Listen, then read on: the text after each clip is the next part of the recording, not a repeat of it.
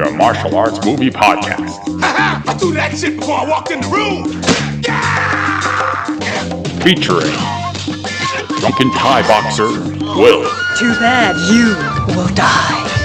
The also drunken wrestler, Mark. I said I don't want trouble! And drunken karate master, Zero.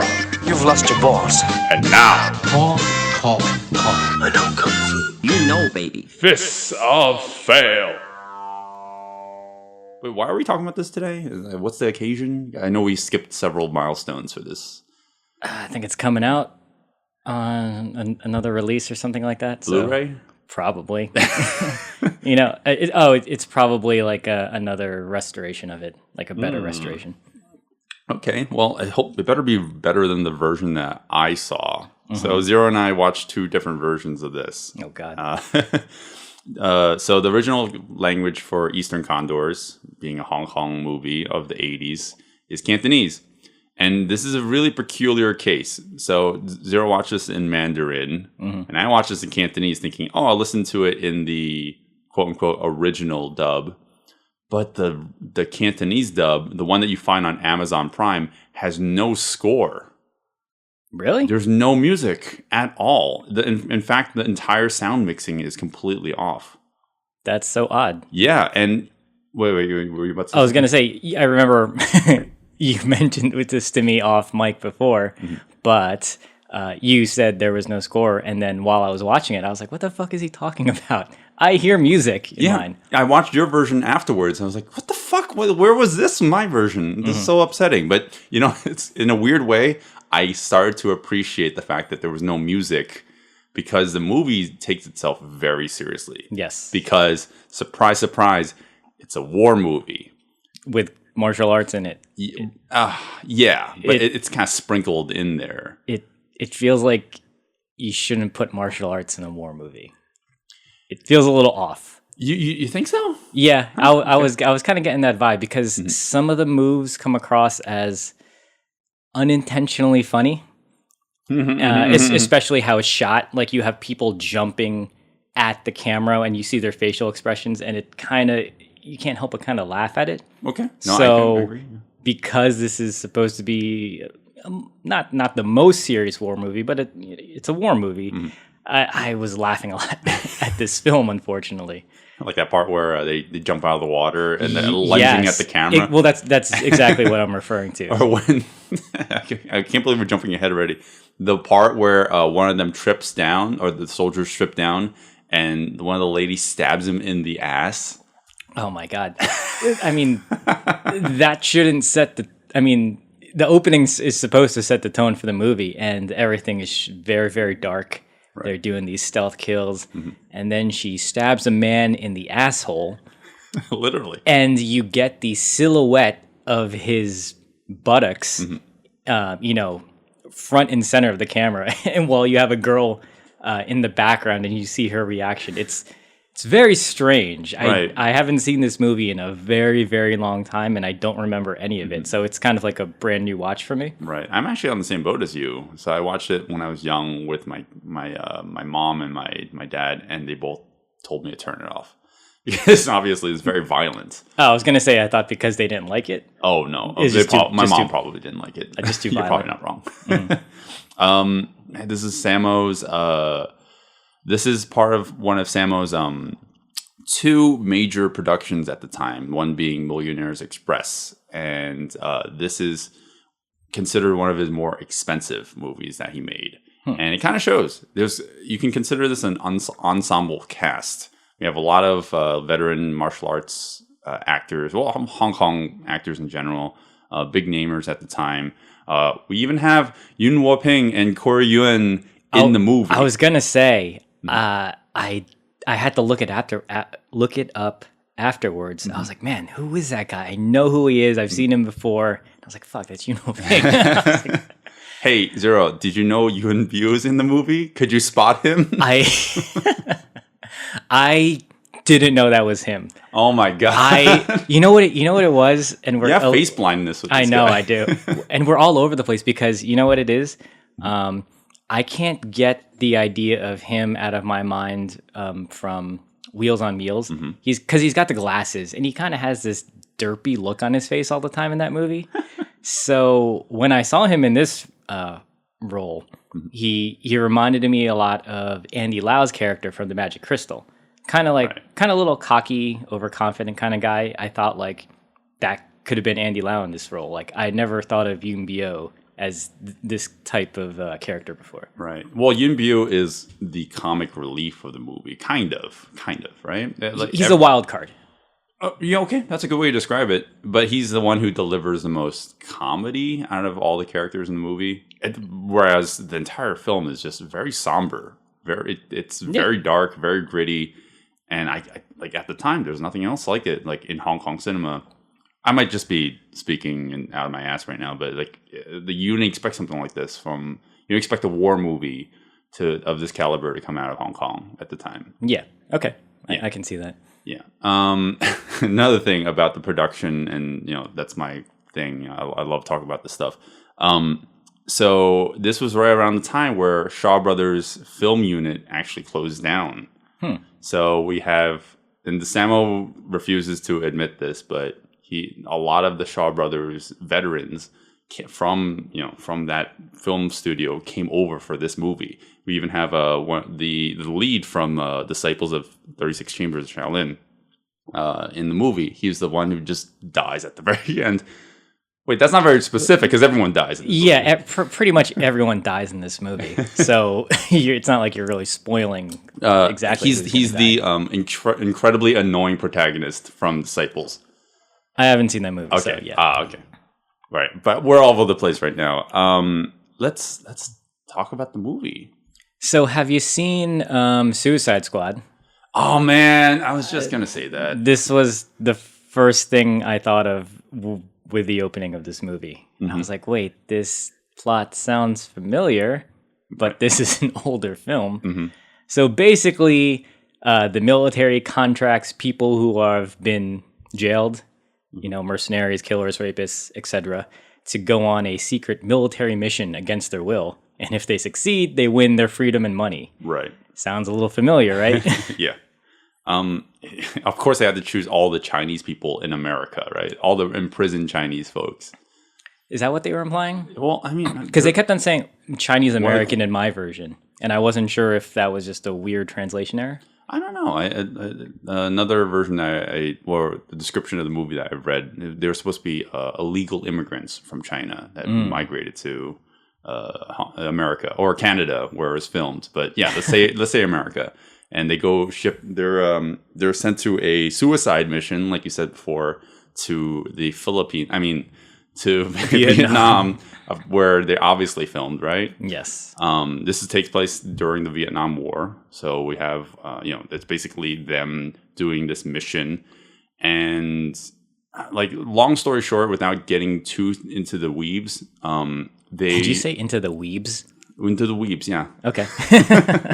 where all the Naruto are. Yes. They're jumping out of the helicraft to get into their mission, but like at the very last second, they're told that the mission's canceled. They're like, oh fuck, when you just sent all our men down there, we got to do it now, and you just kind of forget that detail for the rest of the movie. Well, they keep on alluding to it, and eventually, so what happens is, like you mentioned, before the commanding officer or whomever of the mission is about to jump out of the plane, he goes, "Hey, we just got word. This is, it's done. It's over." Yep. And he's like, "Oh, tell him I jumped already." And then he goes out. I was like, "Whoa, what is going on with this movie?" Well, I mean, what do you do in that scenario? You really can't do anything about that. It was kind of nice because it felt like they were trying to put in an internal struggle for the Sammo's character and I don't know who the commanding officer's character was, that they weren't going to tell the men that the mission was canceled, and they were kind of just doing this when they didn't really need to. It was kind of like they were doing something good because they felt it was like the right thing to do. Do you interpret it that way? I interpret it as they're down there now. There's no extraction now. They can't get out of this, so they're gonna have to just survive. Yeah. And the only way that they can survive is just to convince the rest of the cadets that they just have to continue their mission without knowing that it was canceled. Right. Yeah, so that's the way I interpreted it. And it actually kind of sets the tone of the movie because when, spoiler alert, people start dying, it makes it kind of sad, to realize that their mission isn't even on anymore. They're just dying kind of for no reason. It's unfortunate for me because I didn't feel I got to know the characters enough. So when obviously they start dying one by one throughout the film, I was like, who was that guy again? It was, I wish, and they did it for some characters, I wish they made them a little more visually distinctive. Like I remember the guy with the glasses, or I remember the old man. I wish they kind of visually separated them so that, okay, well, at least I remember that guy because of how he looked. Yeah. Like some of them they were just all wearing the fatigues. You don't remember Birthday Boy? The guy who said, "Oh, it's my birthday." Exactly. Or they're singing happy birthday to him. You don't draw attention to yourself in a war film. You're just asking to be killed. Look at this photo of my children. Oh, I can't wait to go see them when I'm home. At least that didn't happen. I will say, though, this movie for Sammo, it's probably one of his most iconic looks, despite it being so simple. He's got the red bandana, the white shirt with it's not like a gi, it's like a jacket top. Right. It reminded me a lot of Christopher Walken in The Deer Hunter. He was in Deer Hunter, right? I misremembered it actually, but okay. So maybe they were taking visual cues from other films of the time. Yeah, I've heard a lot of parallels for this between Deer Hunter, Dirty Dozen, Cross of Iron. Like those are the movies that people reference a lot. There's a lot actually scenes in the movie where like the Russian roulette scene, which is actually kind of horrifying. I knew that wasn't original, but I knew they took it from another movie. I couldn't remember what show. Yeah, like little things like that. Like that they drew reference at it from other movies, which I think probably also drew reference from things that was happening in Vietnam as well. So yeah. I would say it's more of an homage than a ripoff, though, right? Because I didn't feel like they're just rehashing what I've seen already. I know a lot of if you go to B movie sites and groups and they're like, hey, look, this is Turkish Rambo and whatnot, and I have to kind of forgive it sometimes. It's because the country needs to do their version of a movie because they can't import it. Right. So this is just them taking influence from the films at the time. Yeah, I'm glad. Again, what you consider from a martial arts movie at the time was just nonstop balls to the walls, fisticuffs, right? But this is a war movie, right? So there's choreography only when it's necessary. Well, that's my opinion. I don't know if you clearly don't feel that way, right? Yeah. I like I mentioned before, I can't take martial arts in a war film seriously. It doesn't feel like it belongs. I hate to use this word, but a war film usually feels a little more gritty, and people doing flying kicks and whatnot. It really took me aback. I'm not saying I didn't enjoy it, but I feel like there's that disconnect. You don't put, I don't know, soy sauce on ice cream. I like those two separate. Combining them together, but sweet and sour. I love sweet and sour. Sweet and salty. More salty. Yeah, sure.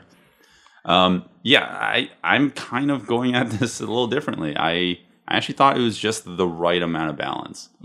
You're completely right. If it was just nonstop fighting, hand-to-hand combat, I would think this is just absurd. But I did appreciate the fact that the movie takes itself a little bit more seriously because it knows the subject matter. Yeah. And they're inserting martial arts where it needs to be, right? So it's they're close enough to each other. They don't have time to draw out their guns or throw out artillery and such. So I understand where they could use the martial arts. And that actually kind of explains why, comparatively, majority of the movie only has little sprinklings of martial arts in it. Right. We can kind of just breeze through the plot. We don't even actually talk about the plot. We're going to try to avoid spoilers this time because I actually think it's important that you should watch this movie. And the plot is very, very, very complicated. If we were to go through from beginning to end, we would be saying things like, okay, well now this happens, Yeah. and then now this, like it's Right. not as straightforward as speaking about it would make it. Yeah, sound. I would rather us this time just talk about the whole movie as a whole, and then all the martial arts is actually at the end. So Yeah, we the can majority just of it talk is. about that when we get to it. But as a whole, getting up to that point, I enjoyed the movie a lot, and I did feel like it kind of straddles the line of being considered a martial arts movie until the very end. Well, sorry. I mean, I think you said it when you said like it's a pretty good blend of martial arts and action, and I completely agree with you there. I think for me personally, like I was just not expecting this. Mm-hmm. One thing I wanted to talk about a little more was the some of the cast. Mm-hmm. So we mentioned like, man, yeah, I forget his face all the time. Yoon Bio was in this. Corey Yoon, Yoon Mo Ping. He's the Asian. The Asian guy. In case you can't tell. Right.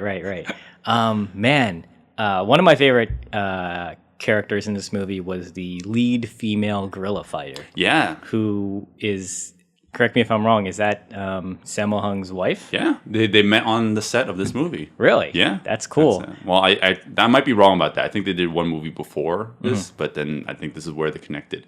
Right. And here's my lame ass joke about that. Okay. At the end, he cuts off her hand, Mm-hmm. but at the end of the movie, he gives back her hand in marriage. I thought you were going to say he took her hand. I fucked that joke up. That's totally what I He should took her have said. hand off in marriage. But yeah, she's it was her and Yoon Bio who kind of stole the show for me. Like, even though this is a Sammo-led ensemble or feature film, for them, like, they were my favorite characters. Your favorites? Wow. Yeah. I didn't have any favorites. Well, That's interesting. probably because they were the most memorable Right. for me. Like, Sammo was the straight man. Like, he, I don't want to say he didn't have a character, but he was the one who needed to play it straight the whole film. Right. Even though he was, I don't know how he was thrust into the role of the leader of the movie, but he just was. You're kind of given a backstory in the very beginning of who these Suicide Squad members are. But you really don't know why he's the one who's assigned the leader role. But he's competent enough. I'm the okay. character, I'm I mean. okay with that. Yeah, like we didn't need to explain why he's the leader. He just kind of is. Sure.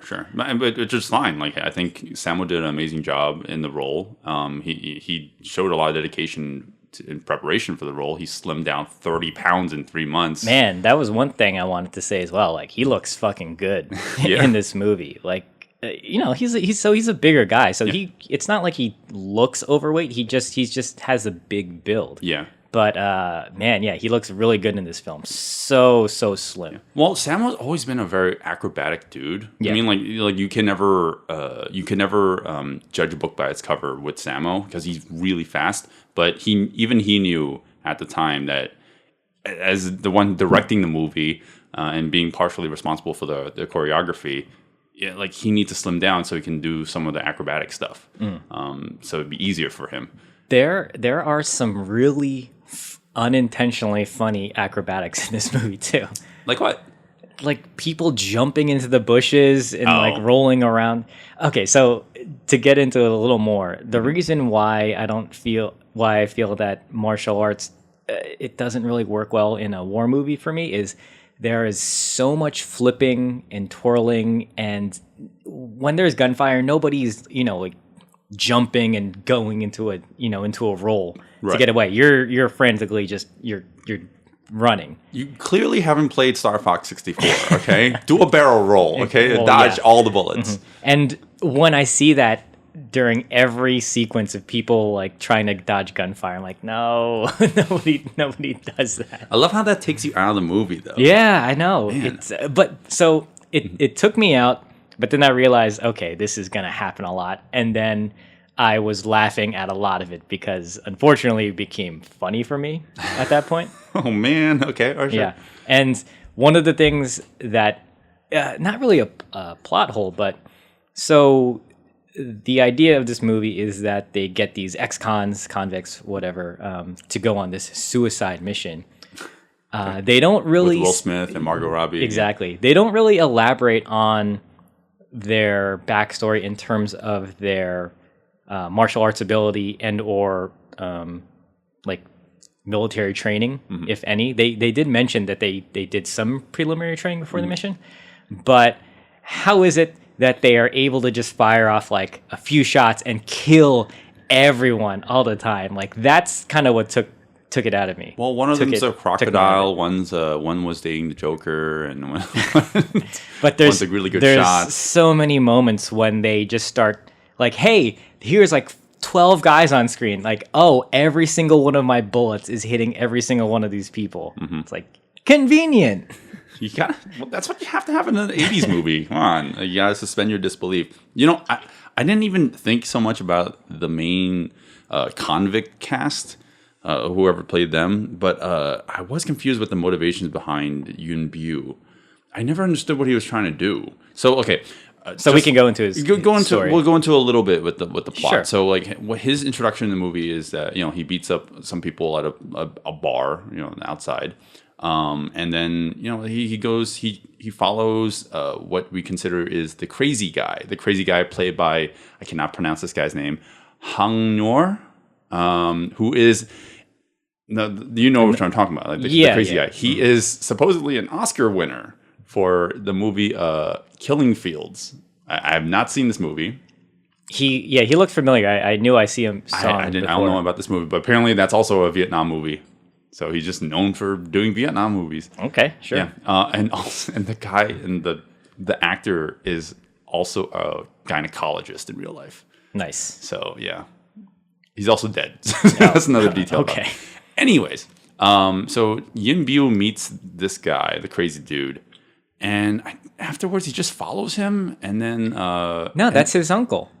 Is it actually his uncle? I don't know. No, because they like their first meeting is, it seems like they don't know each other, but then afterwards, like he pretends like they're related. See, I think that's where our versions of our subtitles is going to make us confused. Like in my version, he kept on calling him uncle. Right, after their first meeting. But like their actual first encounter with one another, they don't know each other. No, I thought that my understanding was, and we're going way too deep into this. My understanding was they knew each other. So maybe they don't, and let's just ignore it if that's the case. All right, fine. Yeah, I just didn't understand Yoon Bu's involvement in the movie. And I actually don't even understand the crazy guy's involvement. I don't know why they were... Oh, they were... Again, I've seen this 3 times. How did I miss this detail? So there was a side mission to the main mission of this movie. Do you remember that part? No. Oh, okay. So clearly basically, don't. So for plot detail, the main mission was there's these ragtag group of people. They're going in and they're supposed to destroy a bunch of arms. Yes. That are kind of hidden away. Spoiler, that'll be the end. Yeah, in Vietnam. And the commanding officer gets pulled aside and he goes by his commanding officer and he says, hey, I have a brother who survived something. Oh, you're right. I forgot. That's the brother? Yeah. I didn't catch that detail. So he's like, my brother is in this village nearby. Please get him during the mission. And that's why they're there. You know what it is? It wasn't until you just said it, and I've, again, seen this movie 3 times, until you just said it, I pieced it together. Because that scene goes by so quickly, you just completely forget about it. It's very fast. At least I did. Okay, so that's why they're there. Okay. And Yoon Bu may or may not be related to that guy. I don't think he is. I honestly, why would he be? I don't know. And when the convicts get there, they meet the ladies who are also a ragtag team of they're guerrilla fighters. Right. One of them, oh wait, no, I shouldn't talk about this because it's spoilers.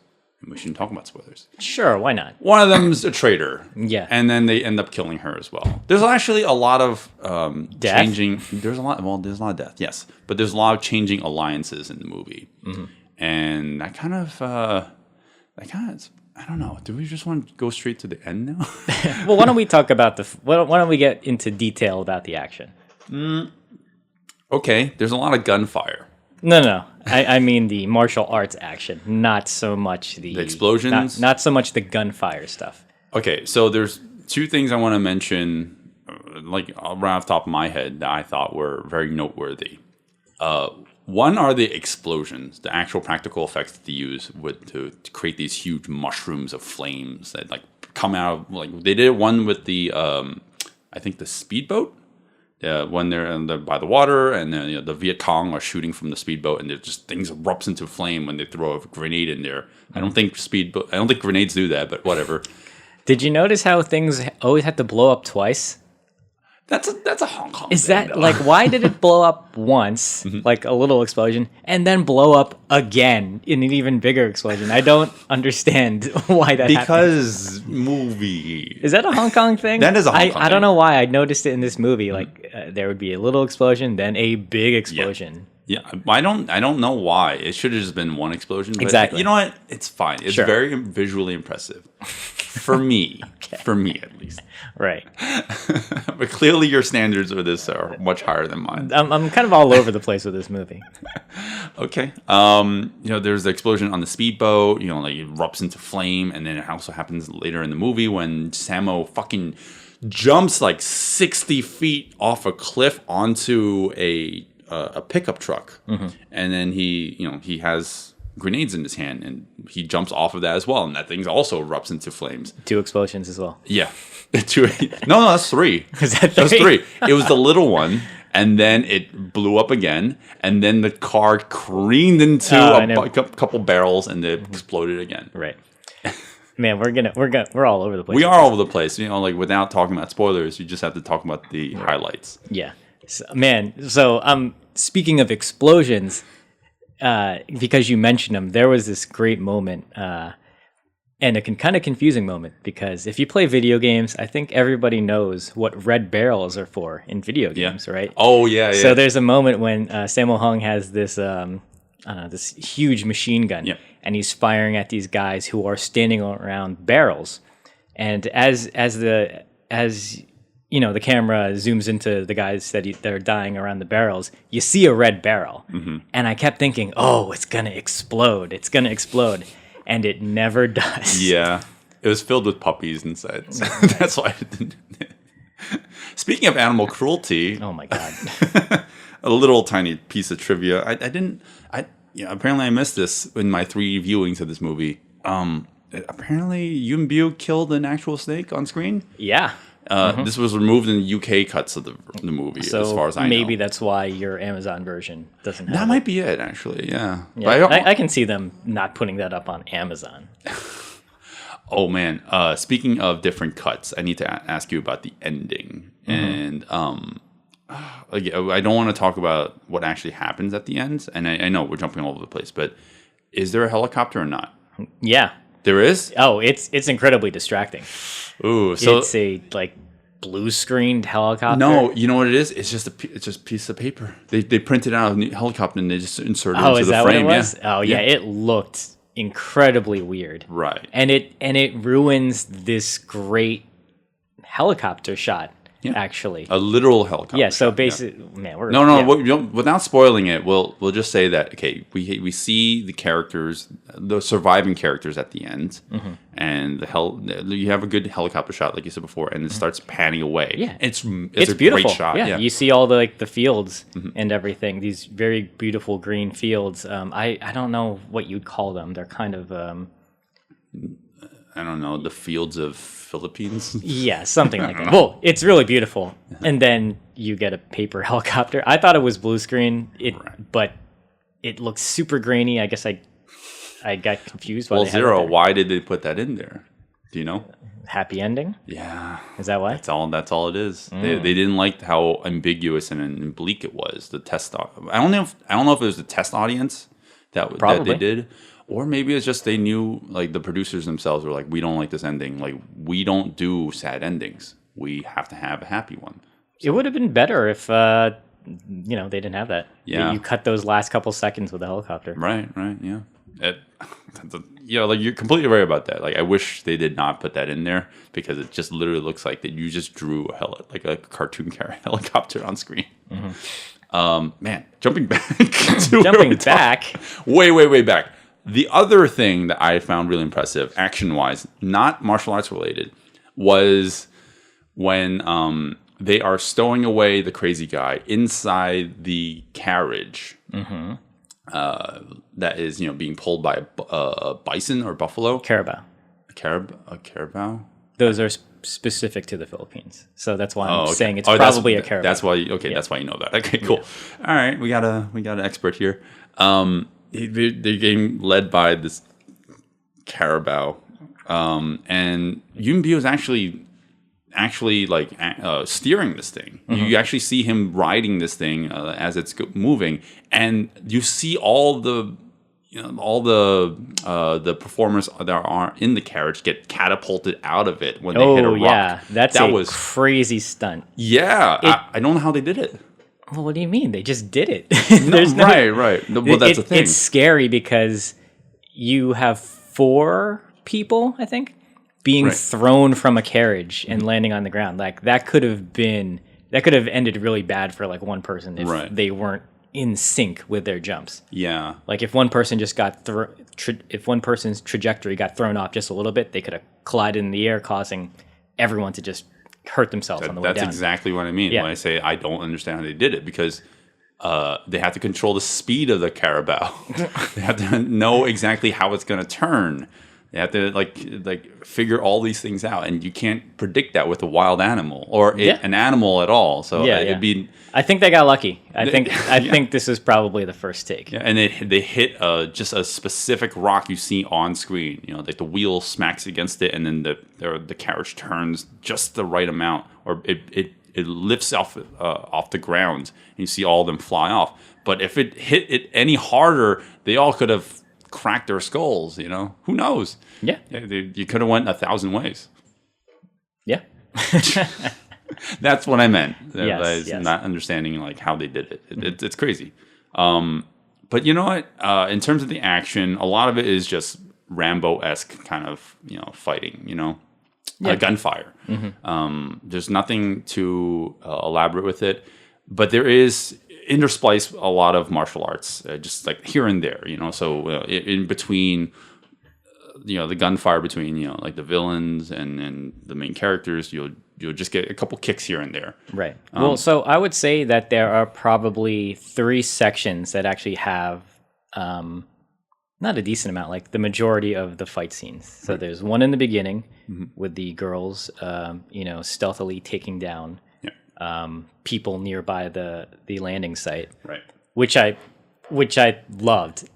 Because that's the opening. I guess that's the opening fight, and we mentioned this before. You have a moment where a man gets stabbed in the asshole, quite literally. Literally. How does he just like die right there? He doesn't move. Well, obviously, it's a bunch of pillows that they have on screen. Yeah. But like in terms of the story, the character, like the soldier, he just dies afterwards. Like, wouldn't he just be writhing in pain? Well, I mean, you would die eventually from blood loss. Eventually. Yes. Eventually, not instantaneously. Yeah. But whatever, movie, right? Yeah, exactly.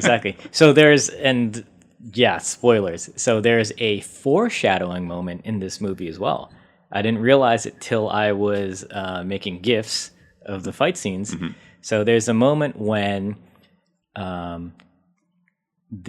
who's the main Gorilla Girl character? Do we have a name for her? Joyce Mina Godenzi. Okay. We're just going to call her Sammo's wife. Okay, so Joyce, she uses the bayonet on the gun, and she stabs a guy in the stomach.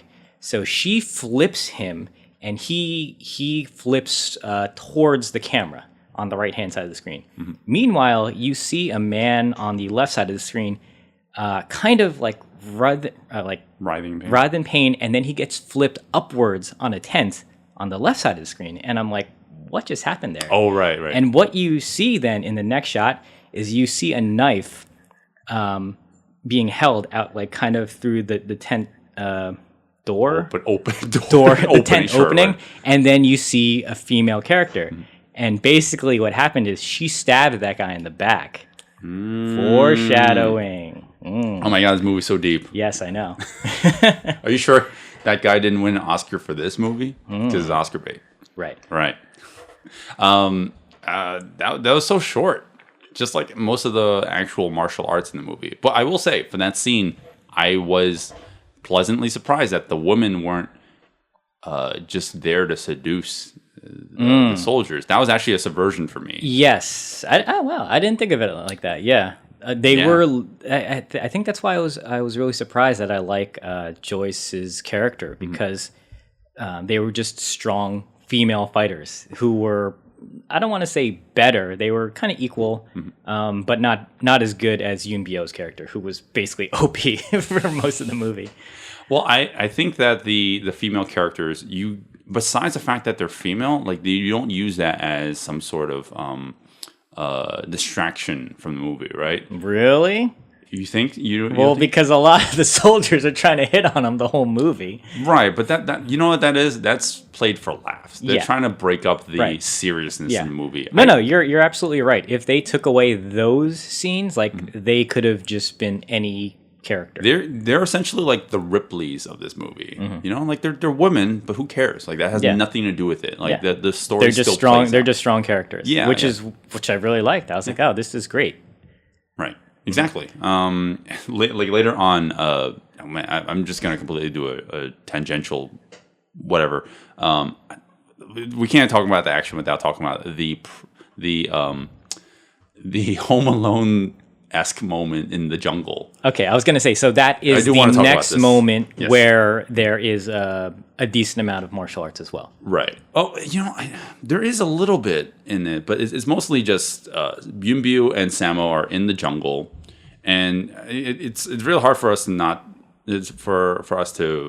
not talk about every single little detail of the plot in terms of moving us forward. But like let's just say throughout the whole movie, they were running away from the Viet Cong essentially, right? Yes. So while they're in the jungle, Sammo and Yoon are just devising different ways in taking down the soldiers that are after them. Yeah, like they've been found out, so they take it upon themselves to kind of try and stealthily kill these guys in broad daylight. Yeah, some of these kills are border on. Like some of them are awesome, and some of them are absolutely ridiculous. Oh yes.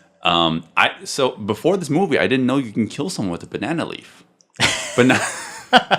not by like stabbing him with it, which you would think is possible. Sammo takes. I can't even describe it. How do you describe this audibly? So he takes a banana leaf. He rips off the leaf portion of the banana leaf just a little bit, until you have the sharp end of the stem, and there's maybe like a small section of the leaf still attached to it. Yeah.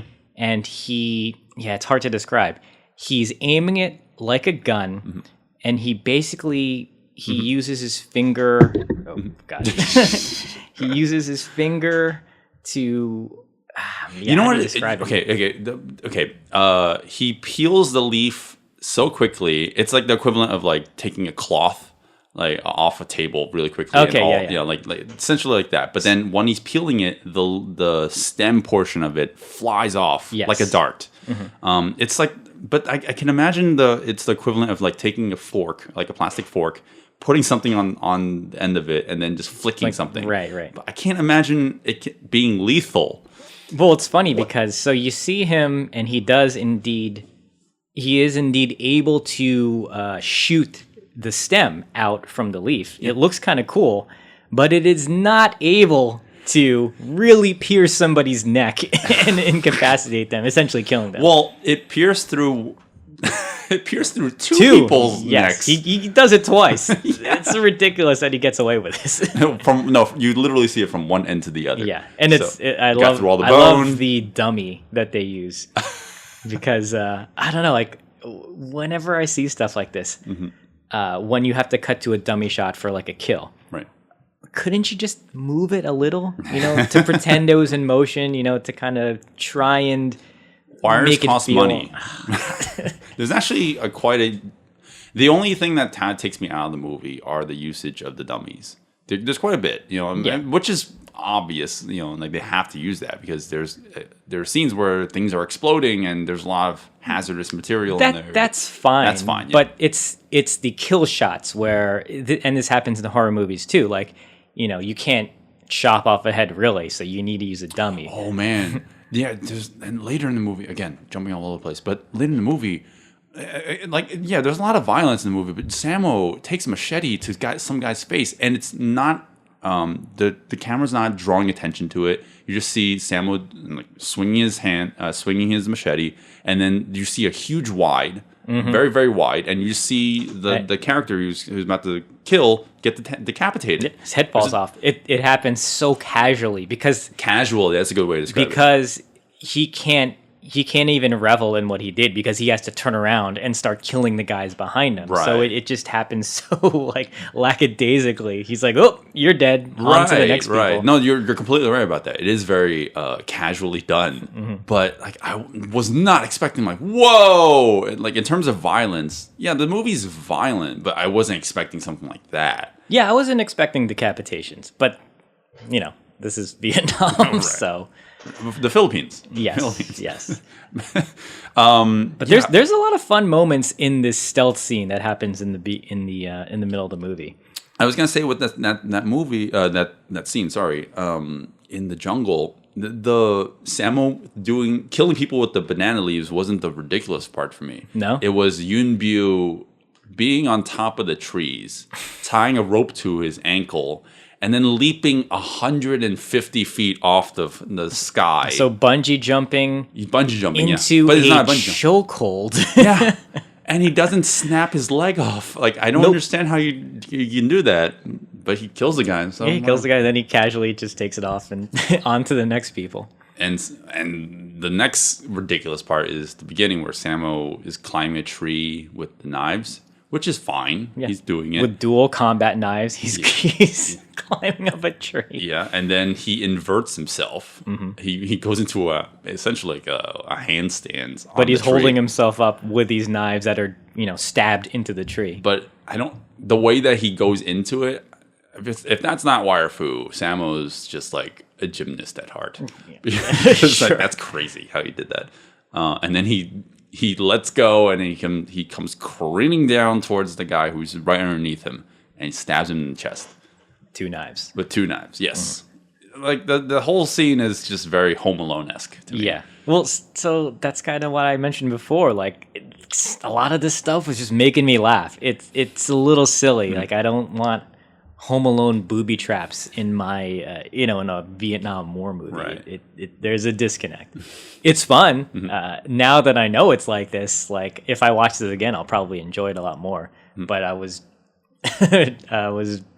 surprised, to say the least. Well, a lot of it isn't essentially necessary, right? Because for the pacing of the movie, right? So you even have this moment where oh Jesus, Yun Bu takes a coconut off the floor. Oh, I love this part.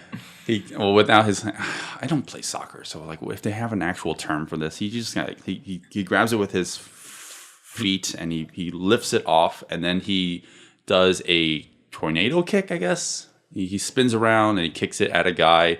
It's just to distract him, and then he kills the guy.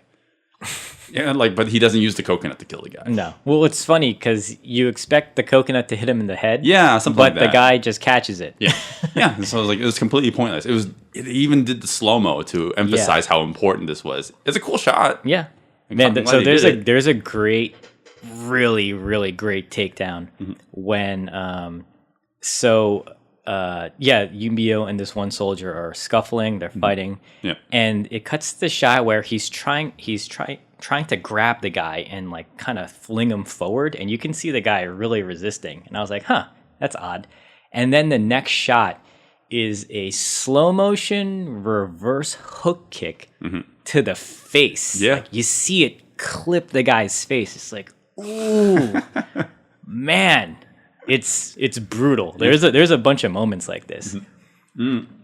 So apparently, and you can tell just by watching the movie, a lot of the hits are actually made contact. Oh yeah. There's a bunch of rough contact hits. Yeah, like movie. You can see it. Like the sound editing draws attention to it as well. Like you can see the point of impact. Like and it's not that over glorified dust particles that you'd see in like a Jackie film, where it's like once you hit, you see so much dust that it was just on top of the foot. There's a few moments with dust, but it's not excessive. It's not gratuitous. Yeah, it's not excessive.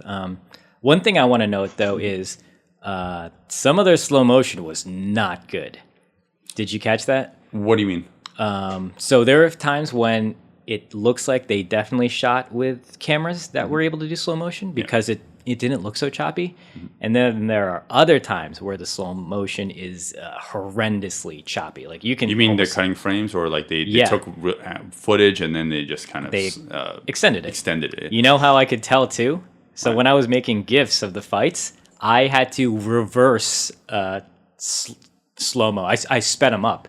And I could see that they slowed it down 4 times because I went 400%, and I got it to look normal speed. So what, did they look like they're just kind of daintily moving? Or? Yeah, you'll if I pointed it out, you would know. Like, oh god, like there's like certain flips, and I get what they're doing because they wanted pacing with some of these fights. Like when it's just fast, like kind of things happen a little too quickly. So when you slow it down, you're like, okay, here's the big move, and now you go fast. Now you go quickly into like the hand-to-hand stuff. Right. I know that there are, in terms of using slow-mo in Hong Kong productions, they'll sometimes use it. They will film it in slow-mo, intentionally, but other times they'll do it after the fact. They'll be like, okay, well, like this would have been nice if it was slow-mo. Yeah. Well, let's just stretch it out to to just draw out time. Yeah. Well, that's a cool shot. That's the thing that's unfortunate is there's a lot of slow-mo in scenes, and I think they didn't deliberately shoot it for all of them. Like right. Exactly. There are moments where it looks good. I was like, okay, yeah, that looks good. And then, as I mentioned, when I was cutting this stuff together, I noticed, okay, yeah, they went like 4 times slower with this. I was like, this is a little hard to look at. Right. Well, they do use slow-mo at the end. Are we going to go to the end now? Yeah. Well, is there anything else you want to talk about in terms of the movie?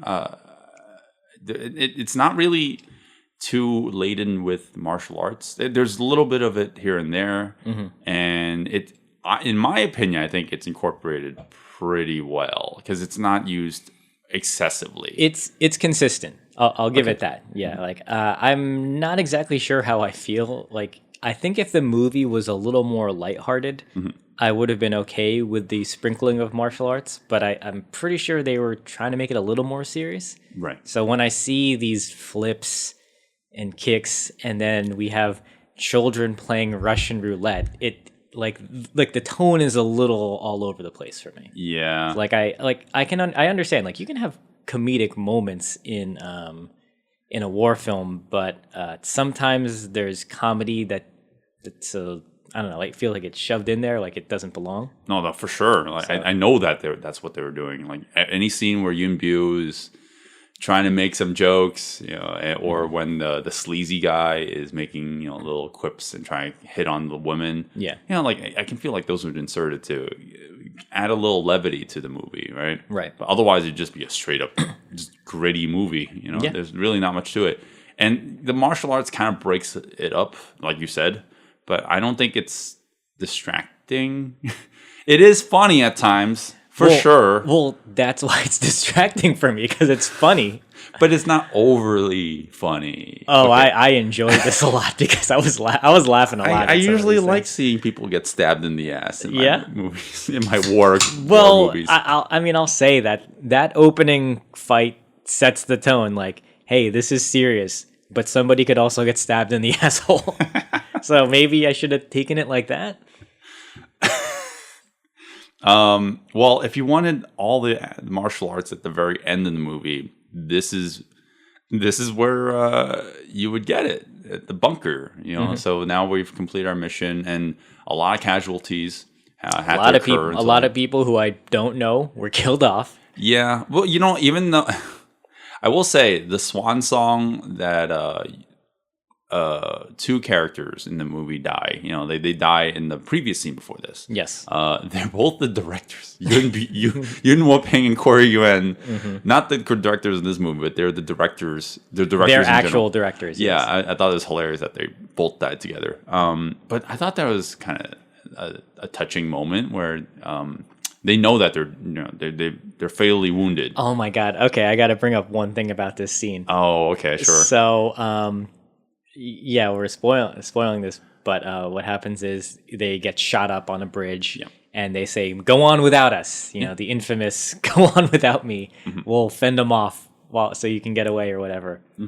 I mean, no one's really going after him yet at this point, but they have both been shot up. And what happens is Corey Ewan's character, he assembles all the bodies of the dead soldiers on the bridge when he's complaining about dying.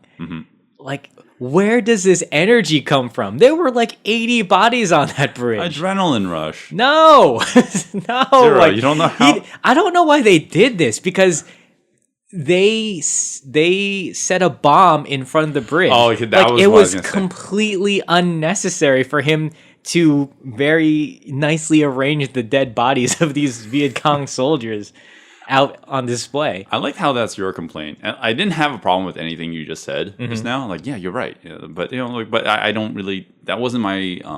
I wasn't distracted by that. Okay. I was distracted, however, with the fact that they had explosives, but they didn't blow up the bridge.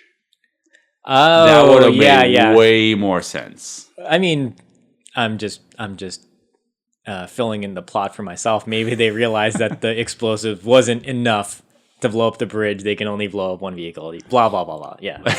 Well, the reason why they should have blown up the bridge is because the Viet Cong are on the tail of the protagonist, and Yuen Hua is one of the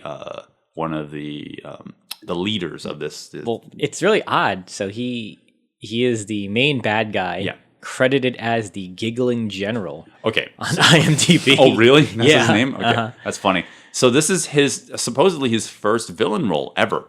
Yuen Hua is one of the...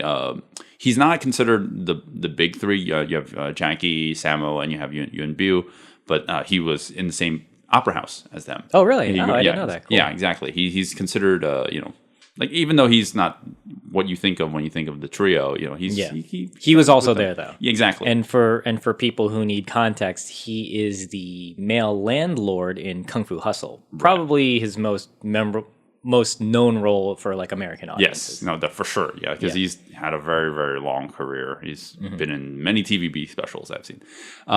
So this guy, man, I've seen both the Cantonese and the Mandarin version. There isn't a single dub out there that does the character right. Okay. I think because in the Cantonese version, so when he doesn't giggle. He goes. He sounds like he's wheezing or he's gasping for air. But the Mandarin version, he just sounds like a little. Yeah, but I feel like the giggling makes sense because at least with his physical mannerisms, they were trying to make him come off as flamboyant. So the giggling works for me. I mean, you got the fan. He's got a fan, and he's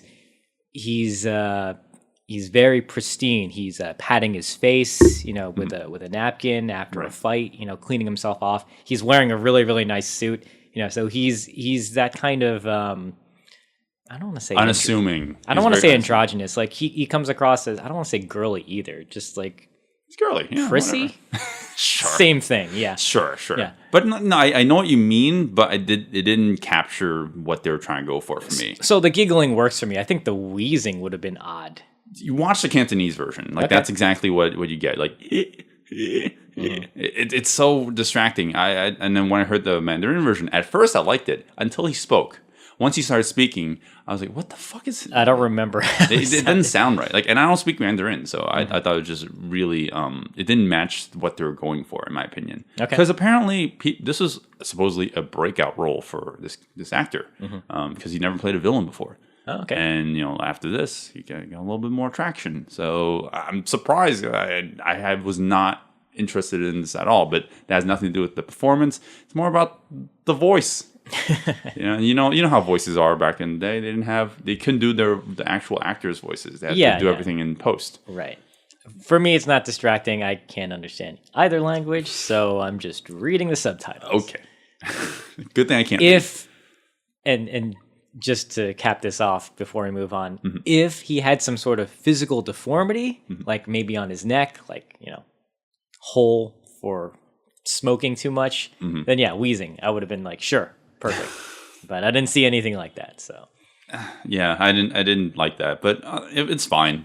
He has the physical presence that I wanted, so it's fine.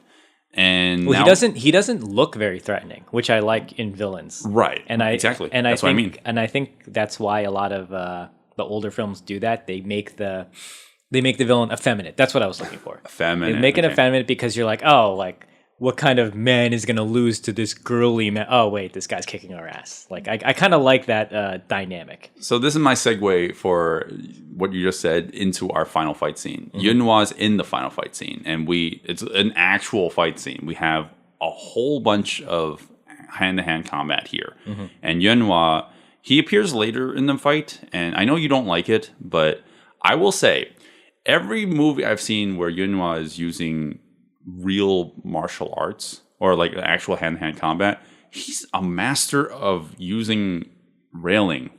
Railing? Yeah. Could you elaborate? So, I don't know what it. I don't know. What so like stair railing, there's the stairs, and there's a bunch of railings there, physical railing. like literal railings. He knows how to like catapult himself around it. He knows how to vault around it, and he makes it look very impressive. He's so good at it, and it's very impressive. He did the same thing in Dragons Forever. He would in Dragons Forever he slid down the railing, and then he spun around it, but he made it look so seamless. And then he did his tie when he came out of it. He's very good with railings for some reason. I don't know why.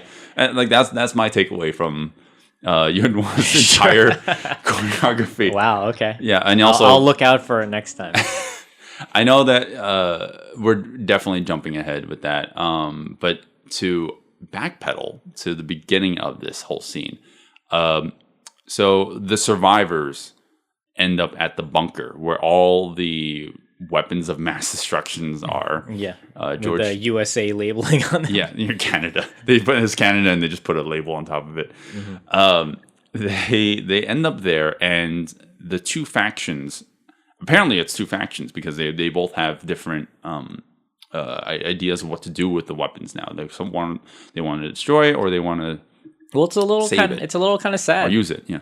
Because so the female gorillas, who are gorillas for a reason, they want to use the weapons to turn the tide of the war in their favor, and the ragtag group, they want to stick to the mission. Yeah. So. Yeah, there's a little bit of a struggle here now. Yeah, it is kind of depressing because what ends up happening is they turn on one another. The female lead, played by Sammo's wife, she loses an arm as a result of hand, not a whole arm. That would have been crazy. She loses a hand for this. And this is the moment where Sammo took her hand in marriage. Probably not. Oh, that's a good joke, Zero. I wonder who thought of that. Imagine if he did propose to her at that moment. Using the severed hand. Man, yeah, so it's crazy because I felt, kind of sad. I was like, that they're betraying, well, not betraying, but they're just turning against one another because they just don't have the same ideology. Yeah. She shoots the colonel. We haven't talked much about the colonel. Also played by oh my god, I should have wrote this down. The dude that was in Prodigal Son, and whoever is a avid martial arts listener will probably kill me for this because I don't remember him. But he's also a famed martial artist. He's the colonel. He played the colonel, and we didn't really talk about him much throughout the movie. And I feel bad. What happens to him in this entire scene? Because the colonel, along with Sammo Hung, I mean, they're kind of the leaders, right? Yeah. So he gets shot up, by the main female lead of the movie, and then like throughout the rest of the scene, like he just dies unceremoniously. Yeah, yeah. He's here to do his job, right? He sets up the charges, and then he gets up, and then there's a gun pointed at him, and it looks like he's going to do some sort of martial arts thing. He grabs the gun, and like as if he's going to like maybe do a roundhouse kick or something like that. No, he just gets shot in the face, and he dies. Yeah, and he just pratfalls onto his face, and then he just gets kicked. His corpse just kicks aside. Yeah. That's the end of him. It's actually kind of sad. It's like, wow, that's the end of him. I was expecting something a little bit more for him. Well, they gave some other characters a little more ceremonious send-off. Which one? Notice that? Oh, Which man, one? I don't remember this guy's name. Oh, the little brother? Wait. So, and I guess I'm not really spoiling it if I don't know who it was. So One of the characters. There is a character who takes it upon himself to grab 2 assault rifles and start shooting and spraying all the soldiers around him.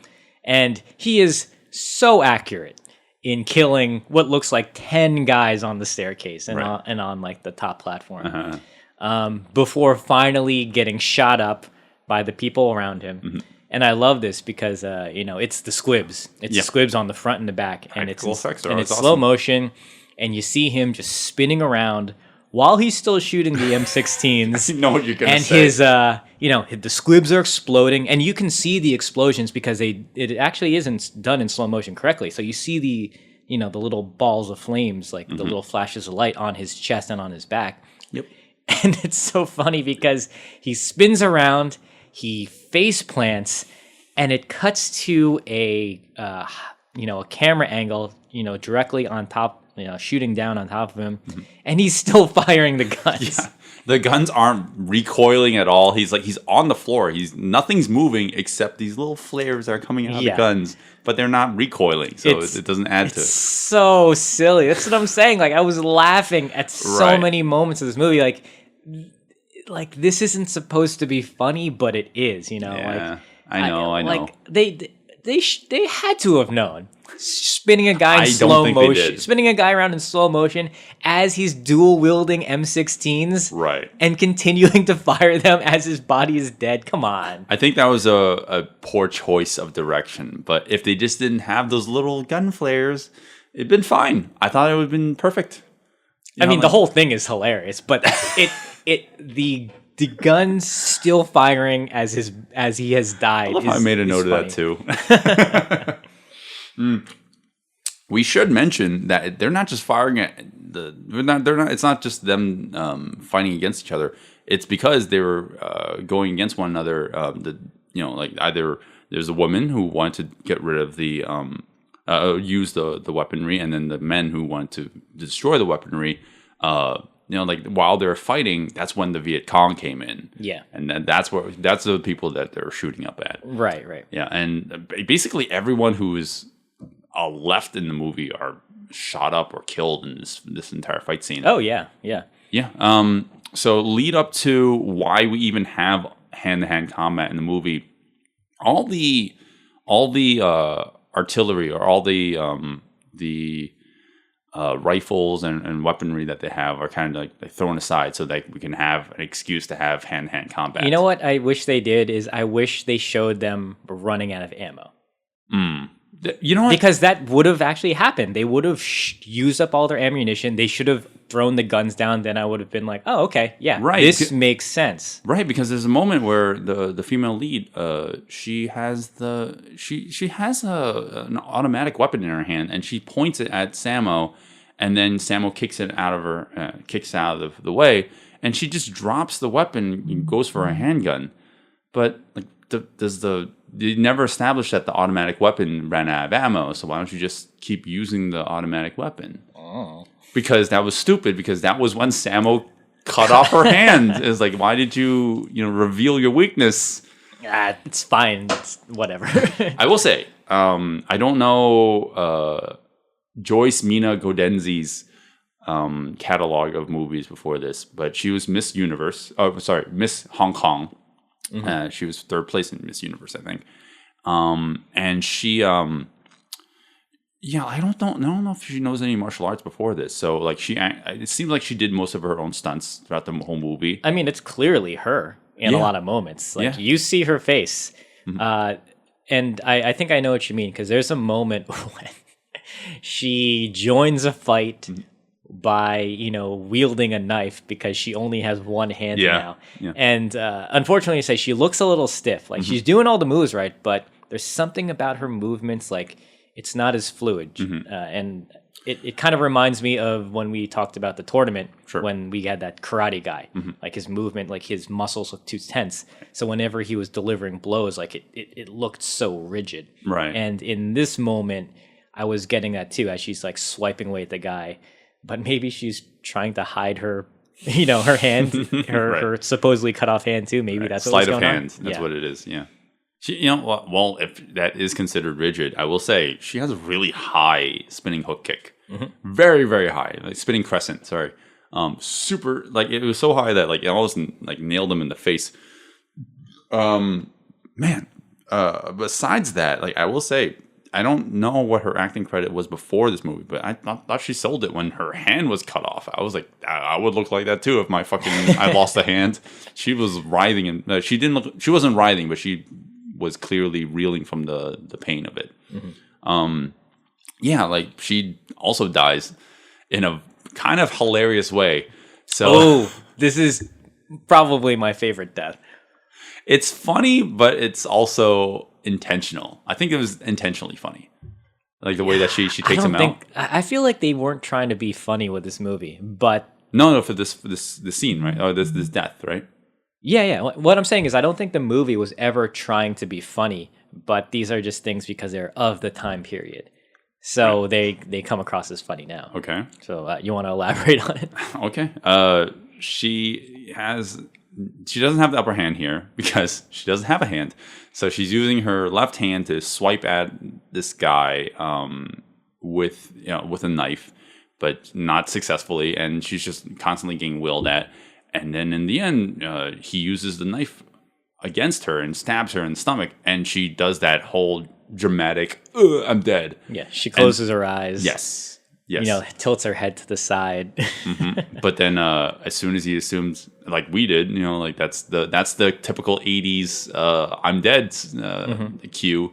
She gets up and she opens her eyes. It's great. Yeah, she opens her eyes, does a leg lock around his neck, and then stabs him. Well, what she does is she removes a knife from herself and then stabs him with it while he's in this leg lock too. Yes. And then you see his face is like he's so surprised, and then he dies, and then she dies, and then she falls over. She can't die until he dies. Exactly. It's not supposed to be funny, but it's really funny. It's surprising. I will give you that. I was not expecting that. Yeah, maybe my favorite death from this. No. Okay. No, one of my favorite. Definitely deaths. not my favorite death. Yeah, one of my favorite deaths. My favorite death is coming up. Okay, so we have a couple fights going on here. We have Yun Bu is fighting just random henchmen. Yeah, we have a henchman Random down, Viet Cong. Yeah, on the first level, and we also have Sammo Hung fighting Billy Chow. Billy Chow is the actor who played the general in Fist of Legend, and he's also an amazing kickboxer. So I actually like the choreography between the two. We didn't get too much of it, but It's extreme. There's probably only 2 or 3 moments, like 2 or 3 cuts of them fighting. Like it's really, really short. Right, but I like it a lot because it utilizes what you can actually say is real combat scenarios. So you see Sammo Hung, he's they're trading blows, real choreography, and such. But at a certain point, Sammo's trying to deliver these kicks, and Billy Chow is blocking all of them. He can basically Sammo Hung's telegraphing his kicks. Like Billy Chow is blocking the front kicks with his foot. Yes. So he knows what Sammo's going to do. So Sammo does a feint. He does the kick, and then he delivers a hook. Oh, I'm sorry, a cross to the face. I thought that was brilliant. Oh yeah, I like the way that they slow it down just enough so you can see what's happening. Yeah. And it's one of those things where like we'll complain a lot sometimes with like, oh, the pacing of the fight, like it's too slow in here or here. But it works in this scenario because they have to show you that he knows that he's seeing his kicks coming in. Yes. So you get these shots of his leg, like both their legs. Like he's anticipating it while he's kind of winding up for it. Right. And then when he does the feint, you see him block the kick, but then you see the right hand come and hit him in the face. It's nice. Very nicely done. It's fantastically done. I like any scene. I like any movie that can slow down the action without taking away from it. Exactly. That's very well said. Yeah. Yeah. So because the problem with a lot of action movies now is like they have to think that it has to be constant, like constantly throwing you things on screen. But no, you can slow it down so you can feel like you're actually part of the action as well. And in that moment, you're thinking, oh, fuck, this guy's blocking everything I'm going to do. What would I do? And then, Sammo delivers. You're like, oh, fuck, there's like a release of tension. You're like, he delivered, and then he takes Billy Chow and he throws him off the railing. No. Or he cracks his back. Right? He breaks his back on the railing. Yeah. Oh, my God. And then he throws him And off. then he throws him off Yes. the railing. Yes. Yeah. It's a very, very brief fight scene. Yeah. Meanwhile, on the bottom level, Yun Biu is taking on Yunhua, who is the cackling general that we talked about before. Well, even before that, he's also fighting other Viet Cong soldiers as well. And as you mentioned earlier, this is where we get a really, really brutal like heel kick to the chin. Yeah. Mm-hmm. It is, oh my God, yeah. Well, it is brutal, like you said before, but it's also athletically impressive because Yun Biu has this guy literally 2 feet in front of him, maybe even less, and Yun Biu delivers a front kick to the chin with his leg completely extended, without like winding back or anything like that. He just gets that heel right into the guy's head, and you get this kind of like fisheye almost camera lens because like it's so in your face. It's crazy. You see the bottom of the foot and everything. It's beautiful. Yeah, and the way that he falls, he gets launched up. And it cuts to the super wide, and then you see the guy land on his back. And yeah, oh man, wait till we talk about Dragons Forever. Like that's like second to what you see in that. Billy Chow is also in that, and he gets launched by Yun Biu, and he lands on his back, but he lands on a step. It is the most painful thing I've ever seen on screen. I think I've seen that moment.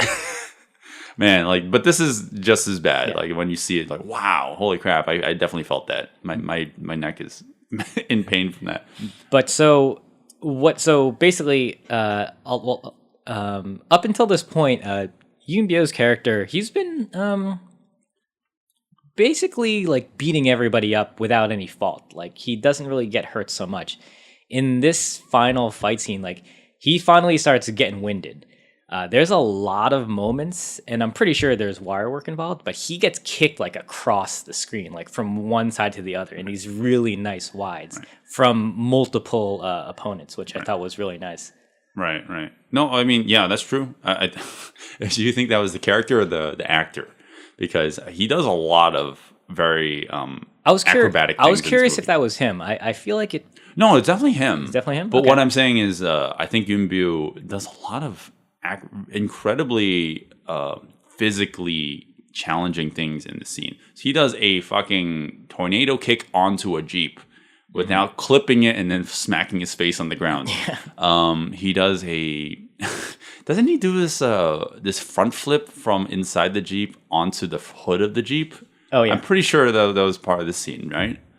Yeah, like it's just crazy. Like he does a lot of stunts in this scene that like I thought were very, very impressive. But yeah, like he thinks that the cackling general at the end is very unassuming, so he just thinks that, he's easy picking. But then Yunhua, the villain, just delivers a really quick kick to the chest, and then he basically kicks Yun Biu's ass throughout the rest of the fight. I was a little disappointed with the villain in this. Like I was kind of hoping for more from him. Mm-hmm. When I went back and rewatched the fights, like there's actually not a lot. Mm-hmm. It's very short. It's like 2 minutes. Yeah, exactly. It's very, very sparse with what he does, mm-hmm. Which is a shame to me because like I want the villain to be the most challenging person, right? In terms of like when you have the fight choreography, like I always want it to end with like a bang. Sure. And for me, like it didn't really do it for me. Like I thought other moments were a little more impressive than this, mm-hmm. But there is a great moment in good stunt work where Yun Biu's character gets thrown onto a box. Yes. And he gets flipped over. He gets flipped onto a box, so he lands like in an kind of like an L shape. Yeah. upside down L, like on the corner of the box, and then falls like flat, like on the floor. Oof, it's rough. Yeah. I guess that's him. I'm sure it's him. Like I will never say that's not them doing it. You know, you can always give them credit for doing that. Right. But yeah, like it looks fucking painful. Like if anything, it just fucks up your shins right afterwards. And then Sammo, because he's done dispatching Billy Chow on the top floor, he comes jumping on the same cargo box, and then he does an aerial off the cargo box in a really poorly done slow mo. Yeah, I was gonna say. Fine. It's yeah, fine. I was gonna say cut this frames. this slow motion is not done well. Right, it's fine. I mean, like it's visually it's captured well. You know, like it's in a good, nice wide. Yeah. And he does because he decided like, oh, this was a cool shot. We wish we did it in slow mo. Let's make it slow mo anyways. He does the aerial off of the cargo box over Yunhua, and then he lands. And I thought there'd be a cut right afterwards, but nope. The choreography continues. It keeps going, and he kind of kicks him away. It's really nice. So there's a really, really funny moment here that I'm sure that they played for comedy. So Yunbyo's character gets up and then he faints because he's like, I'm done. I'm sorry. Please take care of this guy for me. And I was like, okay, that was for comedy. And yes, that was funny. I liked it. No, I get it. Like, I don't think that those moments are necessary for the movie. You know, like you're completely right. Like they could be completely removed, and it would actually make the drama of the movie stronger. But yeah, they're needed because Hong Kong audiences at the time needed some happy-go-lucky movie to go into. And then we have a fight between Sammo and Yunhua, and it's essentially like a clash of styles. Like he's very much a quick, nimble attacker, while he's more of the like aggressive. What would you striker. call his style? Hunga. Is that Hunga? I was gonna say it's open palmed. Yeah. And he's doing this kind of like Oh, you floating- mean Yunhua? Yeah. I mean, yeah, he's Like, more is there like a a softer name? one. Is yeah. there a name for I that don't style? know. I Okay, wouldn't yeah, know. I don't Yeah. know. It was very visually. You're thinking like, okay, yeah, that I see something is very different here. I couldn't tell what it was though. Right. No, I wouldn't know. All I know is like it's in the vein of something like a softer martial art. Okay. But I mean, like, yeah, he's still threatening because he's like the T-1000 of this movie. You know, he was undefeatable up till this point, but he's very unassuming. So you just assume that you have to take him with whatever means necessary. Right. And yeah, I do find that funny that like Sammo just punches him in the face, and afterwards this guy's just completely useless. Like he's like, easy picking. I think that's afterwards. why I didn't like this fight. It was the shortest. Out of yes. a lot of the fights, and there's not too much going on in terms of choreography. Right.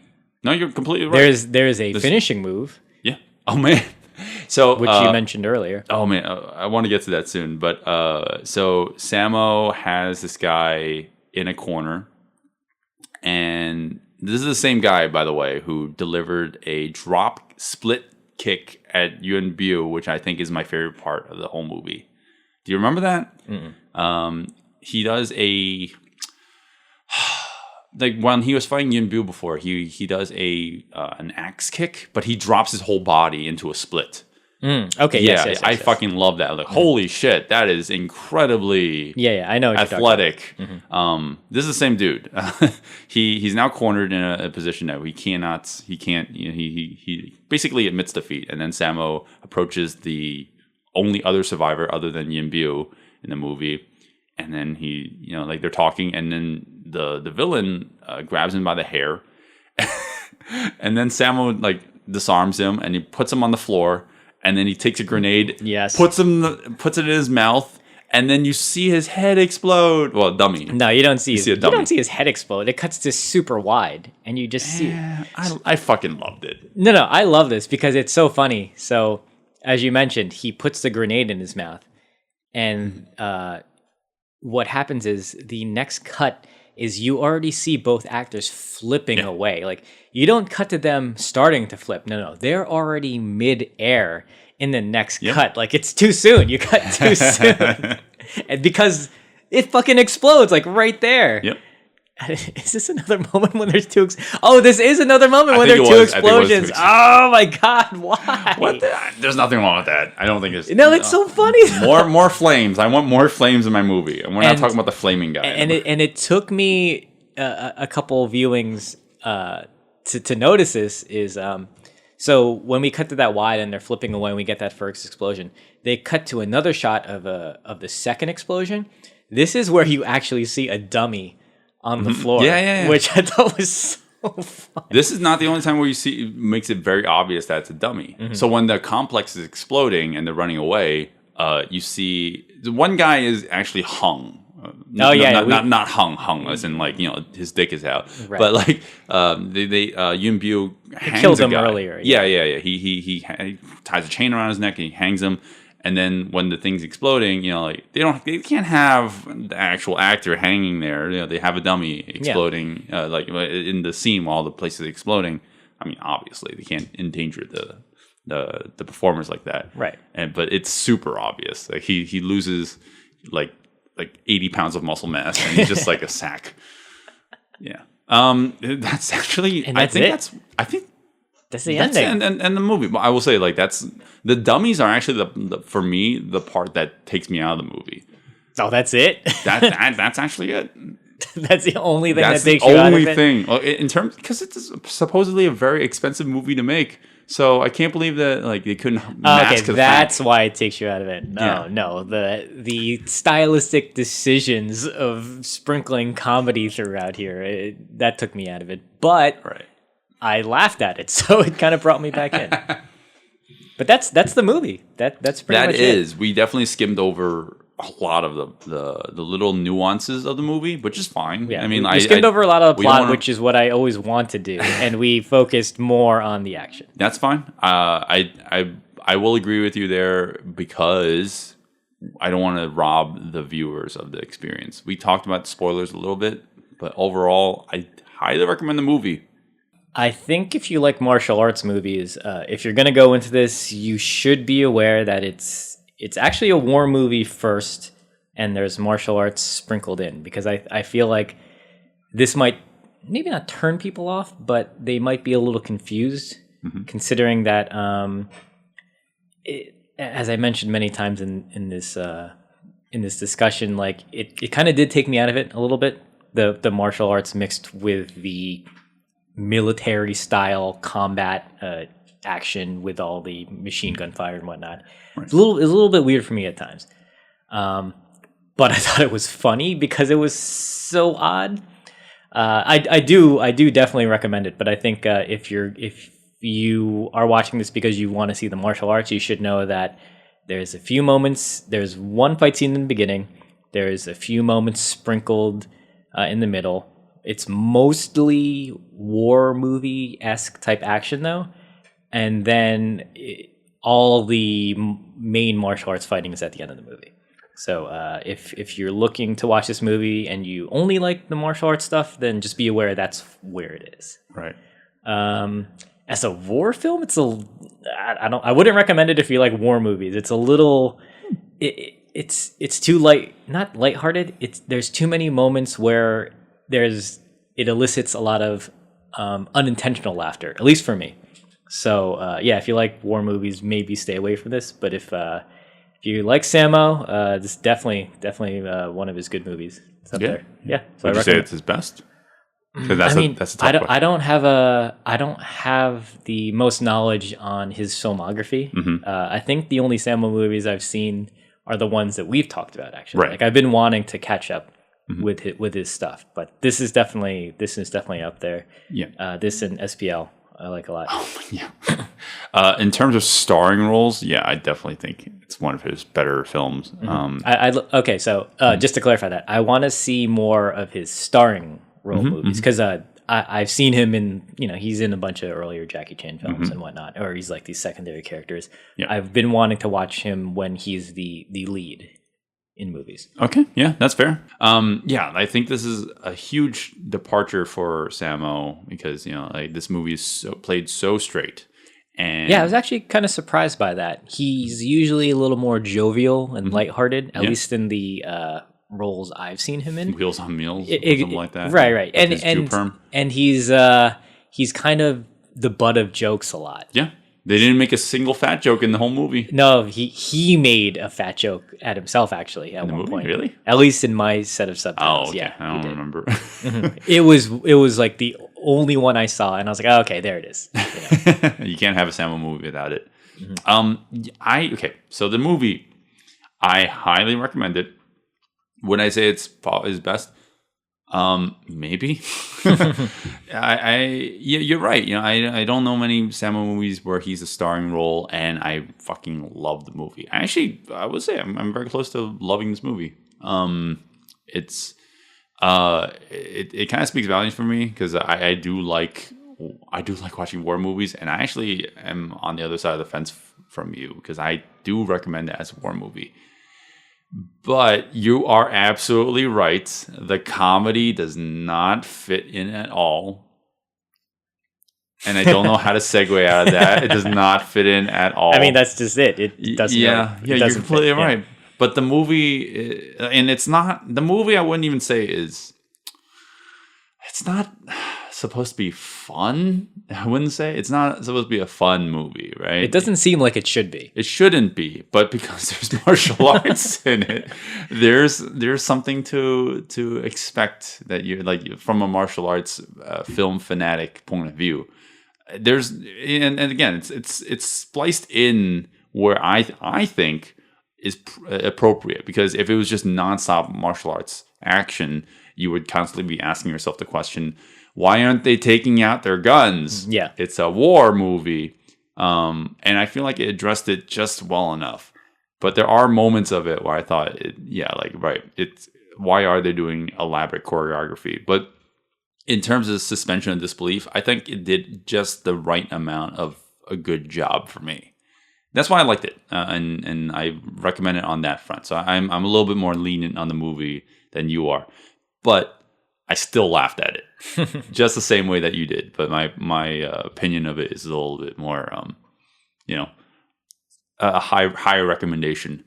But I'm sure you still thinking, Oh yeah. I definitely recommend this movie. It's just that I think you should know going in that it blends two different things that maybe shouldn't go together. Mm-hmm. So just be prepared for that, because. Sure. I haven't seen this movie in a long time, and I forgot it.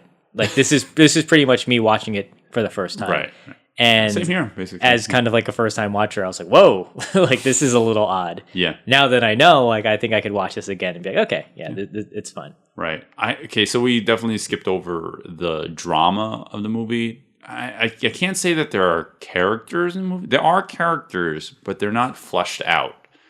In the way that you would expect in other movies. But they are characters in the movie. So a lot of the drama that we're glancing over, we didn't talk about. And it's kind of a disservice to the movie. So we recommend it on that front. You should definitely check out the movie. For sure. Don't watch the fight scene on YouTube. Because you don't have context. Like, what's happening? Like, there's just people beating up other people. See, I'm the opposite. I would say, yeah, if you want, you could watch the fight scenes. Oh, really? Yeah. Like if you don't know who you're even rooting for.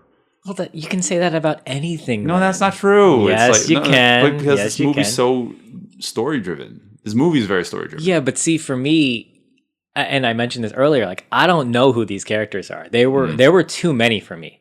At the end, I was liking it more because I was like, okay, I know who these set of characters are because we've had so much time with them. Like all those other people who are dying off, I was like, I don't know who you are. Like I don't care. That's what I mean by there are characters, but there really aren't. We don't get development of the characters. Okay, so here's the thing though. All the martial arts fights, they involve characters who you actually kind of know who they are. Mm-hmm. So I wouldn't mind watching the fights on YouTube because of that. Yeah. Like it's not like we have people who we don't know. Right. Little moments you see throughout the movie, like for example, like Sammo throughout the whole movie. In the beginning, you don't really get a backstory for him. You get a tiny little snippet of it, and then he's just thrust into the movie as the leader. And then, like you don't really get much character development for him either, except for the scenes where, he's showing how distressed he is when seeing his comrades die. Like little things like that. Like he doesn't really have a character, but he has character moments. Yeah. So those are the moments that you can't capture in just watching the YouTube fight scenes. That's why I say watch the movie, but not the fight scenes alone. Okay. And I love the fight scenes in this movie too, because I felt like I was drawn in by the movie as a whole. So watching it without context, it just feels, kind of pointless. But also, like if you want more balls to walls action, like this is not the movie for you. This is first and foremost a war movie. Mm-hmm. If it didn't have all that fucking comedy in it, it would be almost a straight up drama. And I would have loved it. I think it would have been better as a straight up drama. Yeah. But, the audiences at the time couldn't accept it. Or maybe it was just the directors not having confidence in the production. It's possible, yeah. I mean, like you said, they probably added that helicopter moment at the end. You knew we were going to talk about that. Yeah. Imagine we just superimposed a helicopter at the end of this episode. Mm-hmm. But so I'm on the opposite end. I would say I think you could watch the fight scenes on YouTube. Okay. Yeah. For me, I felt a lot of the fights were broken up with moments of reaction shots and things that just kind of messed with the pacing for me personally, especially at the end. It's kind of all over the place when I went and rewatched it because I found myself thinking that a lot of the fights are broken up with they have to like do little moments of plot to get it moving, and then they get back into fights. Right. I wish it was maybe edited a little differently so it flowed a little better. So I think in that sense, I could say like, yeah, if you want, you could watch the fight scenes on YouTube. Okay. All right. Well, whoever's opinion you guys agree. If only we had a third person to break the tie.